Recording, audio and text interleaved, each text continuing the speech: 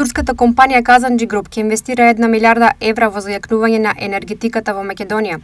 Премиерот Христијан Мицкоски и претседавачот на компанијата Шабан Џемил денес официјално потпишаа меморандум за разбирање. Со потпишувањето на овој меморандум со Казанџи Груп отвараме простор за реализација за значаен стратешки проект вреден до 1 милиарда евра, инвестиција што ќе има реално, практично и долгорочно влијание врз енергетскиот систем на државата.